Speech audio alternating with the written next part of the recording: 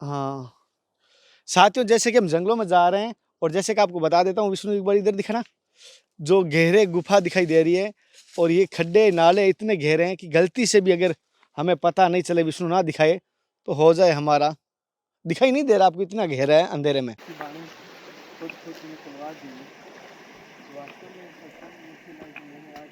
बेटा, मैं शरीर थोड़ी नहीं हूँ, लेकिन मैं आज शरीर में हूँ। और शरीर ये हट भी जाएगा, छूट भी जाएगा, मिट भी जाएगा, तो मैं रहूँगा। और तुम्हें जब जहाँ जिस ज्ञान की जरूरत पड़ेगा, जिस मार्ग में चलने की जरूरत पड़ेगा, जो मार्ग में, वो मैं मार्गदर्शन करूँगा। तो एक महान व्यक्ति है आप, तो एक ग्रस्त वेश में आप एकदम संत हैं, इसमें कहना नहीं है। क्योंकि मैं पहले देखता था आपके यूट्यूब पे आता था कभी कभी, लेकिन ये मैं नहीं सोचा था एक दिन आप मेरे पास आके बैठेंगे और कुछ धर्म की चर्चाएं होगी।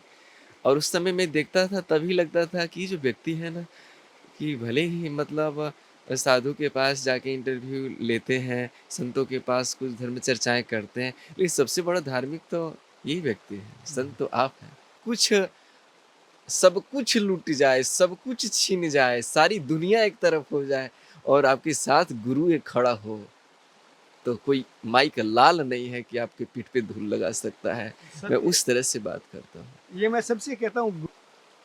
कभी कभी तो ऐसा भी होता है कि लगता है कि मैं खाने की स्थिति में हो, लगता है अरे तो स्नान भी नहीं किए हैं तो क्या। अच्छा अच्छा, स्नान एक अलग, चाह गई चिंता गई मनवा बेपरवाह, स्थिति ऐसी हो गई है गुरु महाराज की कृपा से।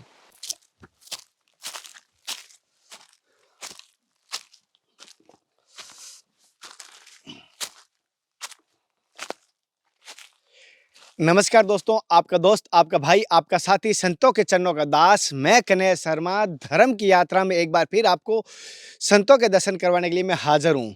जैसे कि आपको लगातार दिव्य त्यागी तपस्वी संतों के दर्शन करा रहा हूँ, आज मैं तत्वदृष्टि और साथ ही साथ बाल योगी संत के दर्शन करवा रहा हूँ, जिन्होंने बच्चापन में संत बने और साथ ही साथ उनके जीवन का अनुभव और उनका ज्ञान देख के मेरा हृदय गदगद हो गया। हालांकि जैसे मैं बता देता हूँ, पहले मैं उनसे मिला हूँ और अभी मैं आज इनका समय लिया वीडियो के लिए तो इनके पास जा रहा हूँ। ये मंदाकिनी नदी के तट पर ही रहते हैं और जैसे कि अब आप देख पा रहे हो, गाड़ी हमने यहीं खड़ी कर दी है और अब यहीं से हम आगे जा रहे हैं।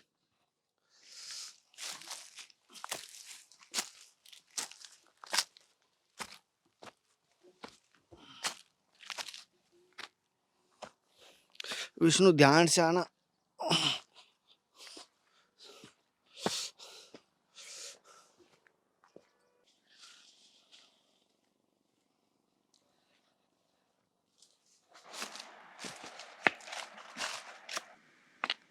ऐसा हुआ कि लाइक नहीं, ऐसा मैं झूठ मूठ का सोच रहा हूँ कि हम जो करेंगे वही होगा। हाँ, वो तो सब कुछ हो जाएगा, सही है। सब कुछ हो जाएगा। वहाँ छाँव में बैठे।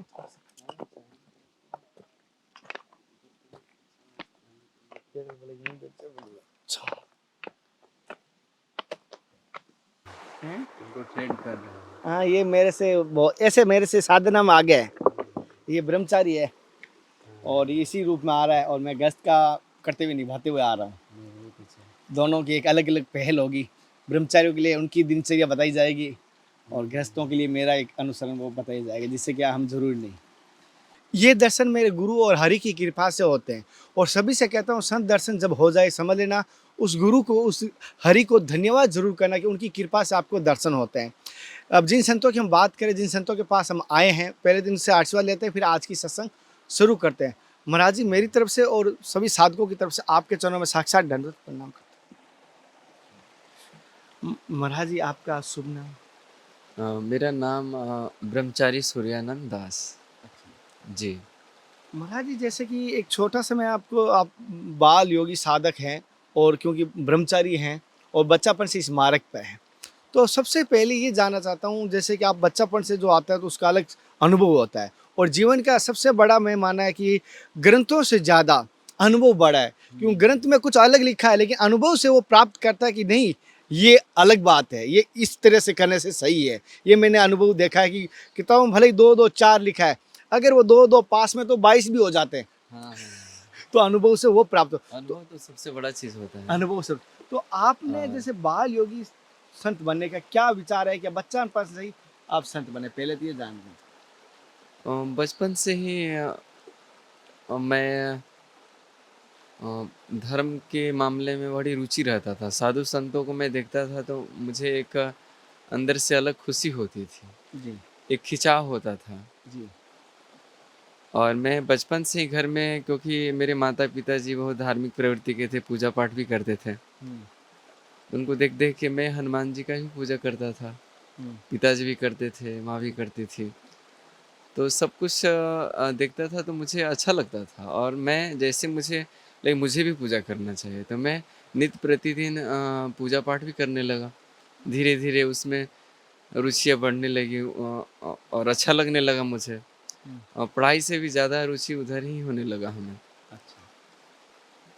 महाराज जी, जैसे आपने अभी बताया अपने जीवन के बारे में, लेकिन मैं कुछ एक ऐसी चीज़ जानना चाहता हूँ, जैसे आपने दीक्षा लेने के बाद जो जीवन हाँ। परिवर्तन हुआ है, जी, जी, जी। तो वो किस प्रकार का लग रहा है और क्या अनुभव प्राप्त हुआ? बहुत एक बहुत अच्छा क्वेश्चन किया। जब मैंने परमहंस स्वामीनंद जी महाराज से दीक्षा लिया, तो दीक्षा लेने के बाद एक मन में ज़रूर होता है, मैं एक कहना चाहता हूँ, अक्सर साधक के पास ये होता है कि पहले से किसी भगवान को पूजा करते हैं या मानते हैं, तो बारी-बारी मन उधर ही जाता है, हुँ, क्योंकि वो गुरु को समझ नहीं पाते हैं। हुँ, क्योंकि बहुत दिनों से उनके चित्त में वो चीज़ चढ़ा हुआ है, लेकिन उनसे कुछ यानी कि उसके बाद कुछ बहुत बेटर होने वाला है, लेकिन नहीं समझ में आता है। हुँ, तो बारी-बारी वो भी पूजा की तरफ मन जाता है, गुरु दीक्षा भी लेने के बाद मन उधर भी जाता है। तो शुरू में मेरे मन में आया कि नहीं, मैं उससे पहले जो पूजा करता था वो छोड़ दूँ या क्या करूँ? दुविधाजनक बातें आती थी। तो मेरे बाबा ने बोला, अरे तुम्हें जो मर्ज़ी वो करना है करो, लेकिन जो सत्य एक दिन पकड़ लोगे तुम। हुँ, मैंने किया, और स्वतः मैंने जो एक समय आया कि नहीं, नहीं, जो मेरे बाबा ने, जो परमहंस स्वामी नंद जी महाराज, जो मेरे गुरुजी ने जो बताया, हुँ, वही अच्छा है। वो तो सबका सार है वो। हुँ, राम भी राम हुए, कृष्ण भी कृष्ण हुए, चाहे जो कुछ भी हुए, वही करके हुए। तो दीक्षा लेने के बाद मेरे जीवन में जो परिवर्तन हुआ, एक अद्भुत परिवर्तन हुआ। और वो परिवर्तन ऐसे हुआ, जिस तरह से सादा पानी हो और इसमें कोई भी रंग डाल दें, हुँ, वैसे वो कलर आ जाता है। जी, मतलब एकदम बदल जाता है। मतलब एक दिन वो सादा था, कुछ नहीं था, लेकिन गुरु ने जो रंग डाल दिया, वो रंग ऐसा चढ़ा कि लगा कि सब कुछ छूट जाए, लेकिन वो ना छूटे। और इससे बीच-बीच में बहुत सारी परिस्थितियाँ आई। लगा कि सब कुछ अब छोड़ना पड़ेगा। मन तो दुविधा में था, लेकिन ऐसा कृपा हुआ गुरु महाराज की, कि वास्तव में सब कुछ छूट गया। आज मैं संतुष्ट हूँ अपने जीवन से। कभी मन में किसी प्रकार के नहीं होता है कि मैंने घर छोड़ दिया, परिवार छोड़ दिया। मैं तो बहुत बड़े परिवार को पकड़ लिया, जिसके प्रति मेरा कुछ दायित्व है, कर्तव्य है, धर्म है, जिसे मैं पूरा करने में लगा हूँ। महाराज जी, जैसे बड़ी आपने बात की, एक चीज़ और आप जानना चाहता हूँ, जैसे आपने इतना भ्रमण भी किया होगा गुरु आज्ञा से, गुरु कृपा से, और आपने अभी भी गुरु स्थान से, गुरु आज्ञा से यहाँ पर भी आए हो, माँ जी, मंदाकिनी तट पे हम बैठे हैं, जी, जी, और जी। जैसे माँ मंदाकिनी हर हर कल-कल करती हुई बहती हुई है। हुँ, लेकिन एक चीज़ जानना चाहता हूँ, जैसे आपने यहीं आके कारण क्या हुआ कि आप मंदाकिनी इस जंगल में, चित्रकूट के जंगल में माँ मंदाकिनी तट पर आके अपनी साधना, अपनी भक्ति कर रहे हैं? कारण क्या था? कहीं न कहीं देखिए, बात ये है कि गुरु तो शरीर छोड़ देते हैं, लेकिन गुरु कभी मिटते थोड़ी नहीं हैं। तत्व और है, सत्य तो ये है कि गुरु शरीर है नहीं। तत्व है। लेकिन यदि कुछ किसी से कहना होता है, तो शरीर में आके कहता है वो।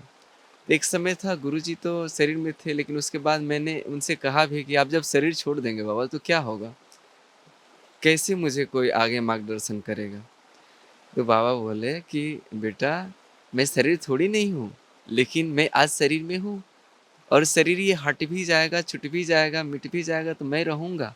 और तुम्हें जब जहाँ जिस ज्ञान की ज़रूरत पड़ेगा, जिस मार्ग में चलने की ज़रूरत पड़ेगा, जो मार्ग में, वो हुँ, मैं मार्गदर्शन करूँगा। तो हुँ, कहीं न कहीं अन्यास एक अदृश्य रूप में, जिसको एक तरह से आकाशवाणी भी कहेंगे।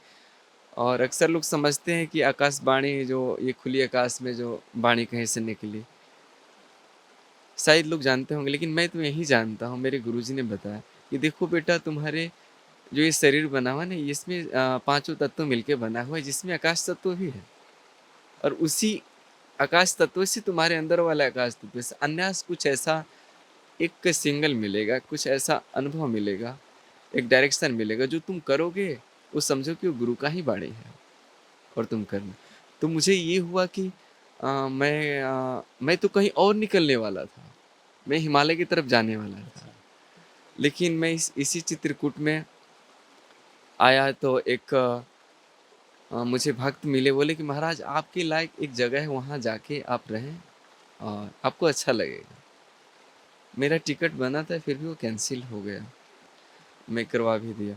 मैं यहाँ आया तो मुझे बहुत अच्छा लगा, और यहाँ मैं जब से आया हूँ तब से मुझे ऐसा प्रतीत होता है कि मैं करता नहीं हूँ, सब कुछ हो रहा है, बशर्ते मुझे अ, मन चित्त को शांत एकांत करके सिर्फ बैठना है, किसी प्रकार का कोई थॉट नहीं, थॉटलेस होके। महाराज जैसे भी आपने बड़ी सुंदर बात कही है, चित्त को शांत करना। और देखा हूँ कि जीवन में सबसे कठिन काम भी ये एक है, चित्त को, मन को या इंद्रियों को शांत करना।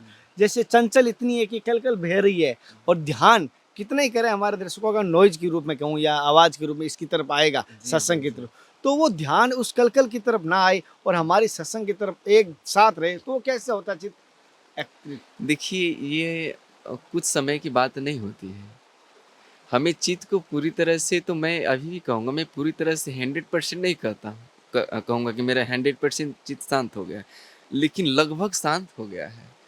और ये आज मुझे इस क्षेत्र में लगे कंटिन्यूटी मानिए तो 14 साल हो गया, और बहुत दिन प्रयास करने के बाद आज मेरा चित्त शांत है। कहीं न कहीं ज़रूर होगा, ये शरीर में होने के नाते होगा।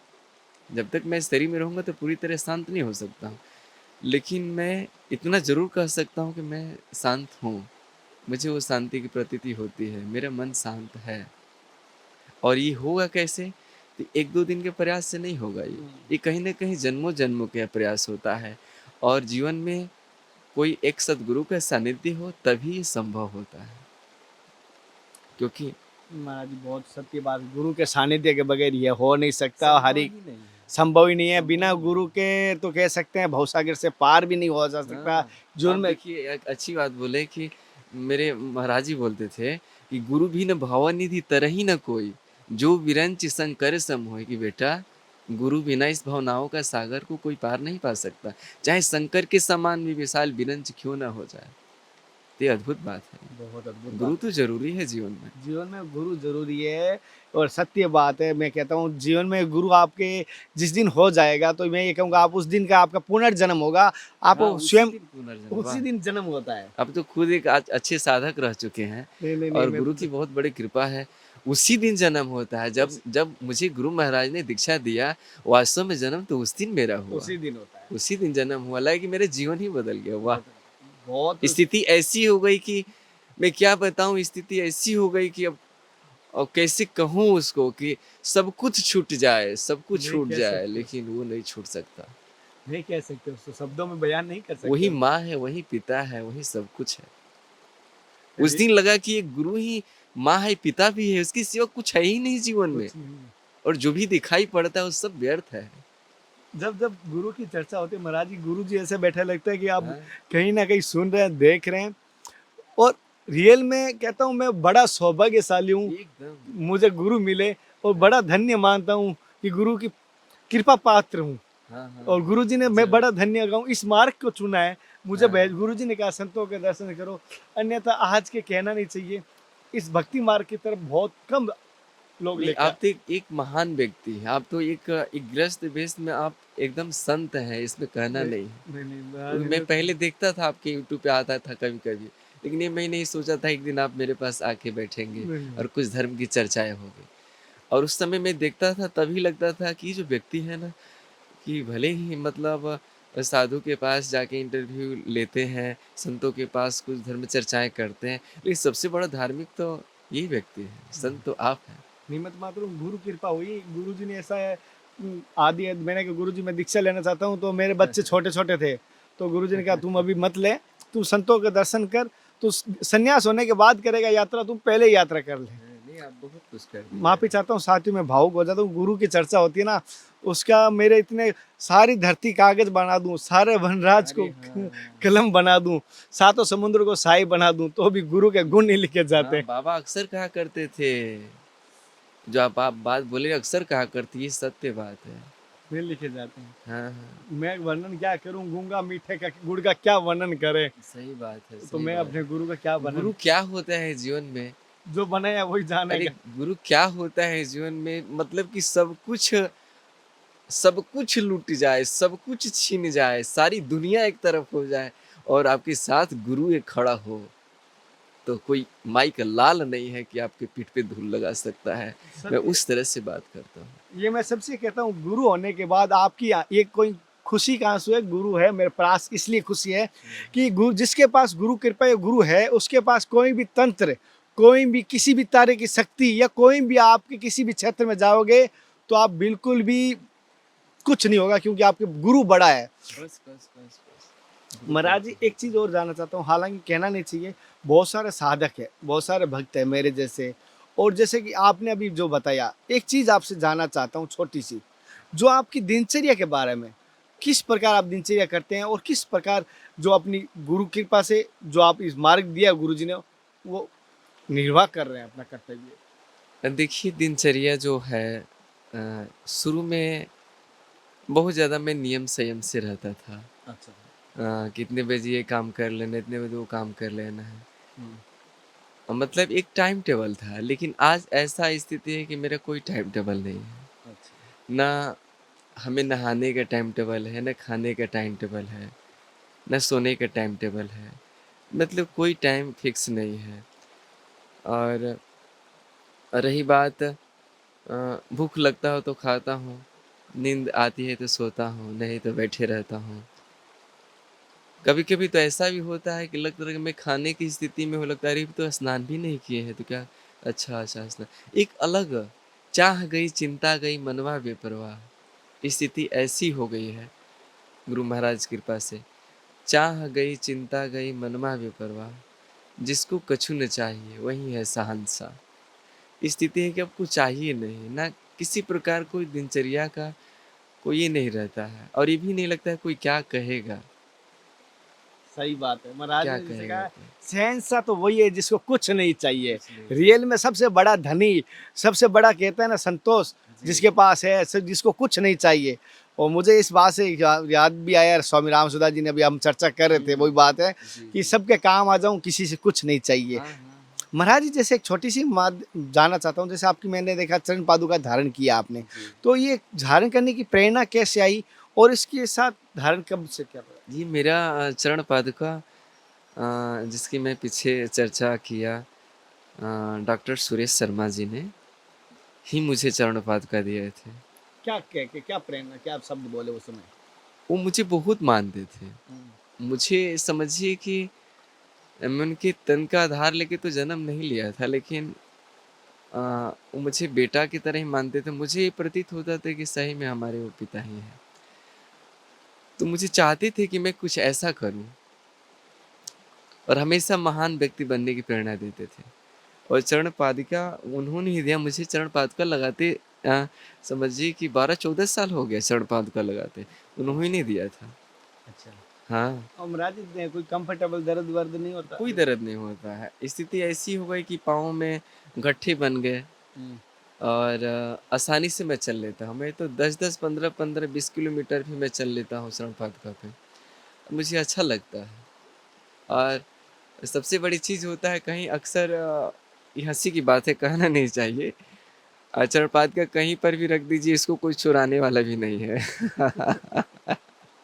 वो तो बात और है। और शुद्ध चीज़ है, कंफर्टेबल भी है, लकड़ी का है। यहाँ इससे मतलब त्याग प्रकट होता रहता है, और त्याग हमें हाँ, जुड़े हुए हाँ। रहते हैं, जमीन से हाँ, जुड़े हुए। त्याग ज़मीन से हमेशा जुड़ा हुआ, क्योंकि एक बीज ज़मीन से एक पेड़ बनता है, उसी का मतलब पूरी तरह से ये मैं इस पे चले या पैदल चलें उसके जैसा होता है, ये सत्य प्रतीत वचन, होता है। सत्य वचन। क्योंकि इस पे चलना पैदल चलने जैसा होता है। जैसे कि महाराज जी, जैसे आपको बहुत सारे साधक और बहुत सारे संत भी देख रहे हैं, आप अपने जीवन के अनुभव के अनुसार और गुरु प्रेरणा से, गुरु के मार्ग अनुसार, आप कुछ शब्द अपनी तरफ से बताइए, जिससे हमारा साधक भी सुने तो उन्हें धारण करे, ग्रस्त भी धारण करे, और बहुत सारे संत भी जुड़े हुए हैं तो उनको भी धारण करें। देखिए, हम तो विशेष कुछ ज्ञान नहीं दे सकते हैं और मेरा कुछ भी कहा हुआ, मेरा कहा हुआ हुआ। जब तक स्वयं के अंदर से ज्ञान की उपज ना हो, तब तक वो ज्ञान नहीं है, वो एक जानकारी है और अपना ही ज्ञान अपने काम आता है और उस ज्ञान की उपज के लिए जीवन में एक सद्गुरु धारण करना पड़ेगा। जिस सद्गुरु पे आस्था जगे, प्रेम जगे, प्रेरणा जगे, नहीं इन्हें हमें गुरु बनाना चाहिए। उनकी सानिध्य में जाके, उनके बताए हुए मार्गों पे चले और उसमें अपना कोई मिलावट ना करे। जो गुरु जो कहा बस कहा, जो कह दिया वही गुरु जो कुछ भी कह दे वही मंत्र है। वही ऐसा नहीं है कि मंत्र कुछ विशेष होता है। जो गुरु कह दे वही मंत्र है। और अक्सर मेरे गुरु महाराज कहते थे कि बेटा जो मन को तिरोहित कर दे, जो मन को मिटा दे, मार दे वही तो मंत्र है। और गुरु के पास तो हर एक ऐसी वाणी होती है कि जो मन को मिटाने की ही तो बात करते हैं। तभी तो मन में वो स्थिरता, वो शांति, वो आनंद आता है। तो मैं सभी बंधुओं से ये कहना चाहूँगा कि वो विशेष कुछ करे तो यही करे, एक गुरु ढूँढ ले जीवन में, वो सद्गुरु ढूँढ ले। जो आप कितनी अच्छी बात बोले कि सात समुद्र की मसी करो, लेखन सब बन रहा है, धरती सारी कागज करो, गुरु गुण लिखा न जाए। गुरु का गुण इतना होता है कि सात समुद्र को स्याही बना दो, सारी वन की लकड़ियों को कलम कलम बना दो, सारी धरती को कागज बना दो, फिर भी गुरु का गुण इतना है कि उसे लिख नहीं सकते। कहाँ लिखोगे? जी, महाराज जी कह रहे सत्य बात है। महाराज जी ने जीवन के एक सारांश बताया।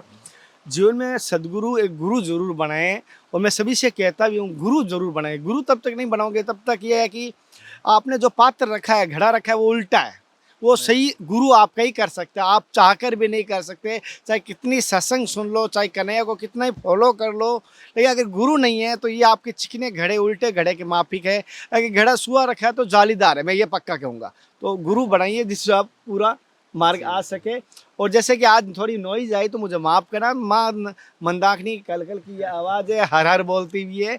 तो आज इसके साथ हमें कोशिश कर रहे हैं कि आज जो सत्संग है ज़मीन से जुड़ी हुई है और महाराज जी के जीवन का अनुभव लिया, मुझे बड़ा ही सुंदर लगा। क्योंकि महाराज जी में एक भिन्नता लगी मेरे में, जहाँ मैं छोटा सा महाराज जी सत्संग के बीच में जहाँ आपने गुरु की चर्चा की ना, और मेरे जीवन में मेरे महादेव से बड़े मेरे गुरु हैं। कोई भी अगर मेरे साक्षात महादेव आ गए ना और गुरु एकदम, ये मैं सत्य है। महादेव तो ठीक वही वो सब कुछ है। गुरु सब कुछ है। कहा नहीं गया कि गुरु ब्रह्मा, गुरु विष्णु, गुरु देव महेश्वर, गुरु साक्षात ब्रह्म है। अरे कुछ कहना होता है तो शरीर में आता है, लेकिन वो शरीर थोड़ी नहीं है। आज दुनिया में यदि कोई किसी से बहुत प्रेम करता है तो हमें ये लगता है कि गुरु से अधिक प्रेम करने वाला कोई है ही नहीं। कोई ऐसा प्रेमी ही नहीं है कि अपने बच्चों को उतना प्रेम कर सके गुरु के सिवा। सही बात है। बहुत सारी मैं देखता हूँ और माता बहनों को से कहूँगा, भाइयों से कहूँगा जो अपने पुत्रों को कोशिश करे संतों की संग जब जाए तो उनको साथ में लेके जाइए, जिससे आपके अनुसरण, आपके संस्कार आगे बढ़ेंगे। क्योंकि आज से देख रहा हूँ कि पिकनिक के लिए, घूमने के लिए ले जाते हैं, लेकिन धार्मिक स्थानों पे बच्चों के बगैर जा रहे हैं। तो मैं उनसे सभी से निवेदन करूँगा, कोशिश करें। और आप जब अपने गुरु के पास बैठते हैं तो अपने कभी बच्चों के पास संडे को लेके जाइए, कभी सेवा के लिए लेके जाइए, कभी गायों की गौशाला जाइए, जी, वहाँ गुड़ दीजिए बच्चों के साथ, उनको बहुत संस्कार बहुत अच्छा आएंगे। बोले। इस बात को मैं एक बार जरूर बताऊं बहनों से और भाइयों से भी। मैं इतना संदेश जरूर कहना चाहूँगा, देना चाहूँगा कि ये ठीक है कि आप लोग अपने बच्चे को, बच्ची को कुछ ऐसी शिक्षा जरूर देते हैं कि जिससे अधिक से अधिक धन कमाए। हर माता पिता चाहते हैं कि मैं अपने बच्चे को, बच्ची को ऐसा पढ़ा दूं कि अधिक से अधिक धन कमाए। ठीक बात है, धन जरूरी है जीवन में। लेकिन मैं एक बात और कहूँगा कि कुछ ऐसा शिक्षा जरूर होना चाहिए बच्चों के लिए, बच्चियों के लिए, कि जिसमें धन के बाद एक कमाने की कोई चीज़ है तो सुख, शांति और आनंद। और ये शिक्षा कहाँ मिलेगी? तो संतों के पास ही मिलेगी, महात्माओं के पास ही मिलेगी। तो वो शिक्षा दीजिए धन कमाने के लिए। कुछ ऐसा भी ज़रूर शिक्षा दिलवाइए बच्चों को जिससे सुख, शांति, आनंद की कमाई करे जीवन में। नहीं तो सब कुछ बेकार है, सब कुछ बहुत बेकार है। सुंदर बात की। अब जब मैं केदारनाथ गया था, मैं सभी साधकों से एक बात कही थी, माताओं पिताओं से, भाइयों से, कि अपने बच्चों के लिए कोशिश कीजिए, 2 चीज़ दे दीजिए, मैंने कहा सभी को। एक तो अच्छे बच्चों को शिक्षा दीजिए, पढ़ाइए, खूब पढ़ाइए, एक अच्छी शिक्षा दे दीजिए, एक अच्छे संस्कार दे दीजिए। धन की तो आवश्यकता, अच्छा बच्चा होगा तो धन कर लेगा, अगर धन दिया है, अगर बच्चा कपूत होगा वो उड़ा देगा। देखिए ये एक बात याद आई, क्योंकि आप तो खुद एक ज्ञानी है कन्हैया जी। आप नहीं कुछ नहीं कुछ नहीं। आप खोद देते हैं तो कुछ कुछ बातें याद आ जाती है। और बड़ी अच्छा लगा आपसे सत्संग करके हमें। और जो आप बोले ना कि सपूत कपूत की बात कहा आपने, तो हम लोग के यहाँ अक्सर लोग कहा करते थे कि पूत कपूत तो का धन संचय, पूत सपूत तो क्या धन। का धन संचय। इसका तात्पर्य कहने का ये है कि यदि पूत कपूत हो, मतलब बेकार हो गया है, तो कितना भी धन सच लीजिए आप, उसको उड़ा। उड़ा ही देगा, खत्म ही कर देगा, सब मिटा देगा, क्योंकि कपूत हो गया ना, क्योंकि सचने से कोई फायदा नहीं। और एक और ये बात कि पूत सपूत तो का धन संचय। यदि पूत सपूत हो गया, वो पुत्र वास्तव में पुत्र हो गया, उस राम की तरह हो गया, उस भरत शत्रुघ्न लक्ष्मण की तरह हो गया, वो स्वयं बनाएगा। वो उसके लिए आपको धन सचने की जरूरत नहीं है। तो वो अपना कितना जीवन धन स्वयं खड़ा कर बना। देगा, वो अपना जीवन का धन इतना पैदा कर, ऐसा ऐसा धन पैदा करेगा कि जिसका कोई कीमत नहीं कुल होगा, का नाम होगा। कुल का नाम होगा। तो फिर आप माताएं पिता धन सच की क्या करिएगा, बच्चों को कुछ विशेष हो तो कुछ ऐसी शिक्षा दिलवा दें कि कपूत के जगह सपूत हो जाए। महाराज जी ने भी बहुत विस्तार से सुंदर बात बताई, और मैं सभी साधकों से और सभी बच्चों से कहूँगा, आप पिता के नाम से जाने जाते हो, आप गुरु के नाम से जाने जाते हो, बहुत अच्छी बात है। लेकिन अगर आपको अपने पिता को, गुरु को प्रसन्न करना है तो ऐसा कीजिए कि पिता आपके नाम से जाना जाए, गुरु आप शिष्य के नाम से जाना जाए, तब उनको प्रसन्नता होगी ना। बाप की जीत तो बेटे के हार में है, गुरु की जीत तो शिष्य के हार में है। सही बात बोले, शिष्य से सही हारने बात में है। है। जिस दिन एक बात और भी है, एक गुरु ही होता है कि चाहता है कि अपने से अधिक मेरे शिष्य का नाम हो, और कोई नहीं। गुरु और माता पिता, और कोई नहीं है कन्हैया जी, कि गुरु और माता पिता के सिवाय जो चाहे कि आप हमसे आगे आगे बढ़ें, बढ़े कोई नहीं चाह कोई सकता। नहीं चाह सकता। कोई नहीं चाह एक गुरु चाहेगा और माता भी, गुरु सकता। चाहेगा कि मेरा शिष्य ऐसा कुछ करे कि मैं शिष्य के नाम से जाना चाहूँ, कि जिस हाँ तरह से रामकृष्ण स्वामी विवेकानंद के नाम से जाने गए। हाँ। और कुछ माताएं पिताएं भी ऐसे होते हैं कि उनको सबसे अधिक खुशी कब होती है, जब बेटा के नाम से उनको माता जाना पिता को जाता जाना है, जाता माता है, पिता को जाना जाता है, ये सबसे उनके बड़ी पिता खुशी होती है उस दिन उस दिन माता सबसे। पिता को। यदि जीवन में सबसे बड़ी खुशी कुछ होती है तो उसी दिन खुशी होती है, कि जिस दिन पुत्र के कुछ ऐसे कर्म धर्म से माता पिता को जाना जाए, बहुत उस बात। दिन खुशी होती है। और दुनिया कोई धन दे के माता पिता कोई खुश नहीं कर सकता। कोई नहीं कर सकता माता पिता को, गुरु को खुश करने का। मैंने एक चीज़ देखा है, ये मार्ग मुझे सबसे सही लगा। और आपको महाराज जी की सत्संग और महाराज जी के विचार आज कैसे लगे मुझे ज़रूर बताना। अगर कहीं मैं सत्संग में भावुक हो जाता हूँ, मुझे माफ़ कर देना, मैं तो अबोध हूँ, गलतियों का पुतला हूँ। महाराज जी कोई माफ़ कर देना, कोई भूल सत्संग में कोई अरे गलती नहीं कर दी नहीं, है तो। और देखिए इसी बात पे कन्हैया जी एक बात याद आ गई। बाबा मेरे कहते थे गुरु महाराज अक्सर, जब याद उनकी आए तो अखियां भर भर जाए, तब समझना हरि से मिलन होगा, प्रभु से मिलन होगा। जब कोई बोले कड़वे बोल, तब तू मीठे मीठे बोल। जब कोई बोले कड़वे बोल, तब तू मीठे मीठे बोल, तो समझना कि हरि से मिलन होगा, प्रभु से मिलन होगा। कन्हैया जब जो आपकी आंसू आती है, ये कोई साधारण चीज थोड़ी नहीं है। उसकी याद जब आती है तब आंसू आते आता है। हैं मेरे को गुरु जी की कोई कृपा याद है। करे ना तो हाँ तड़प हो जाती है हाँ हाँ, गुरु अंदर से। क्या चीज होता है, मैं क्या कर सकता हूँ, क्योंकि आप एक गुरु भक्त है और मैं भी हूँ। तब मुझे लगता है सब कुछ, अरे सारी दुनिया एक तरफ हो जाए, लेकिन गुरु साथ में है तो कोई माई की लाल नहीं है कि कोई आपको, परवाह नहीं है। अरे राम क्या कहना है, कोई गुरु आपको सर वो नीचा कहते हैं कर ना, दे, वाह। हरि रूठे गुरु ठोर, गुरु रूठे हाँ कहीं ना ठोर। हाँ, हरी रुठ रुठ और है, हरी रूठ जाए तो कोई बात नहीं, लेकिन गुरु रूठ जाए तो फिर कोई नहीं। कोई मना ही नहीं सकता। वो भगवान भी तुम्हारा पूजा स्वीकार नहीं करेगा, क्योंकि तूने गुरु को उठाया है। गुरु बड़ी सुंदर। अरे भगवान को भी कृपा करना होता है तो गुरु के माध्यम से कृपा करता है। गुरु के पैरों से चलता है, गुरु के आंखों से देखता है, गुरु के मुखों से बोलता है, तभी तो कहा जाता है वो पार ब्रह्म है गुरु। जैसे महाराज जी ने कहा, रियल में आज की सत्संग अगर आप देखेंगे, हमारे गुरु तत्व के ऊपर और गार्जियन के ऊपर विशेष तौर पर सत्संग का फोकस रखा। ज़्यादा महाराज जी का समय ना लेते हुए कोशिश करूँगा महाराज जी के पास में वापस आने की, सत्संग और लेने की। आप में से कोई ऐसा साधक है, कोई सवाल करना चाहता है, मुझे कमेंट ज़रूर करना। मैं महाराज जी के पास वापस ज़रूर आऊँगा और कोशिश रहूँगा आपको संतों के दर्शन लगातार करवाता रहूँगा।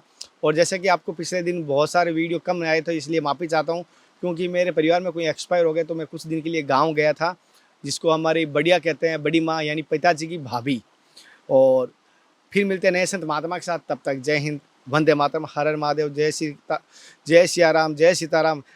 हे नाथ, हे मेरे नाथ, मैं आपको भूलूं नहीं। जय गुरुदेव, जय मंदाकिनी गंगा मैया की जय, टाटी घाट संतों की जय, संत महाराज की ब्रह्मचर्य। मैं बोल चुके महाराज जी, अब बहुत दूं, कोई गलतियों का पुतला हूँ, अरे नहीं, माफ करना। बहुत कन्हैया जी, बहुत अच्छा लगा। ऐसे क्या है, क्योंकि आज मुझे भी अच्छा लगा। हाँ, वास्तव में मुझसे कोई बातचीत करने वाला मिला मेरा क्या है, ऐसा है जिससे कि अपने भावों को व्यक्त किया जा सके। भावों को व्यक्त किया जाए। ये क्या होता है ना कि घायल की क्या, घायल जाने जय कोई घायल होए। हाँ, तो वो एक ऐसा होता है कि इस मार्ग का कोई सही बंदा सही मिले, तब सत्संग मिले। और आप बहुत बहुत बहुत अच्छा लगा मुझे, कहना बहुत नहीं, अच्छा लगा। बस यही चीज़ है। सत्संग तो दूर, जब सत्य के संग चलने वाले लोग को तभी सत्संग वास्तव में होता है। सही है महाराज।